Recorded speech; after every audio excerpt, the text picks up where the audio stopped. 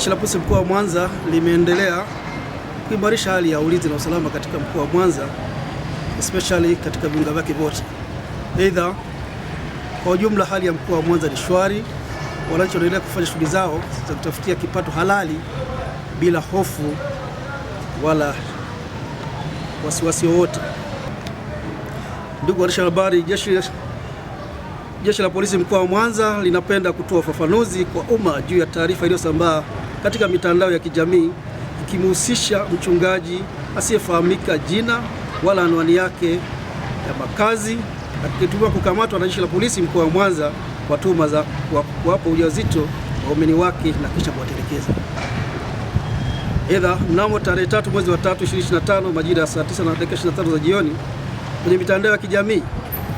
ilionekana picha mnato ikiwaonyesha wanawake mbalimbali wajawazito wakiwa na mwanamume mmoja aliyesadikiwa kuwa ni mchungaji wa waumini hao, na amekamatwa na Jeshi la Polisi mkoa wa Mwanza kwa kosa la kuwapa ujauzito waumini wake. Mara baada ya taarifa hizo, Jeshi la Polisi mkoa wa Mwanza lilianza ufuatiliaji wa kina juu ya tukio hilo kwa kuzungumza na mmoja wa waandishi wa habari, ndugu Dickson Luta, miaka 28, mwandishi wa habari kutoka Miradi mkoa wa Mwanza,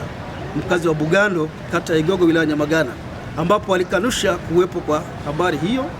katika chombo chao cha habari na kuthibitisha kuwa picha inayoonekana katika ukurasa huo haijachapishwa na taasisi yao, hivyo hawajibiki na kuwataka wananchi kupuuza taarifa hiyo. Kwa maana hiyo basi, Jeshi la Polisi mkoa wa Mwanza linapenda kutoa rai kwa wote wanaofanya mambo ya kuigiza kwa kuandika taarifa ambazo zisizo za ukweli kwa lengo la kutia hofu kwa wananchi, waache mara moja, vinginevyo hatua kali za kisheria zitachukuliwa dhidi yao. Aidha, ndugu waandishi wa habari, ipo tena tukio lingine ambalo of course sio tukio, ni swala la kutoa shukrani. Mnamo tarehe 3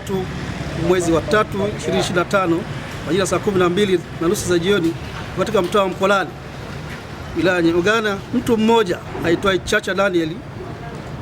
Magoigwa, miaka 55, ni mwenyekiti wa CCM kata Igogo, wilaya ya Nyamagana, alishukuru Jeshi la Polisi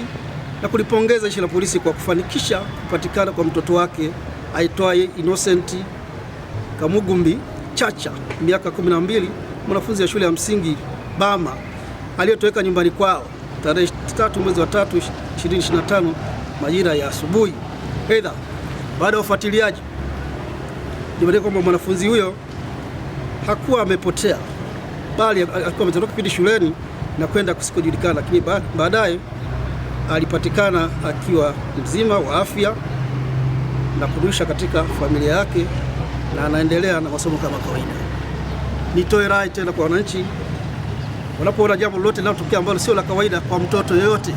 wasite kutoa taarifa kwa Jeshi la Polisi kwa ajili ya ufuatiliaji ili kuondoa hofu, lakini pia kufanya wepesi wa upatikanaji wa hao wanaopotea au kwenda kusikojulikana. Kupata habari za uhakika na matukio kutoka kote ulimwenguni, tafadhali subscribe na ubofya alama ya kengele. Prime Media, we deliver on your fingertips.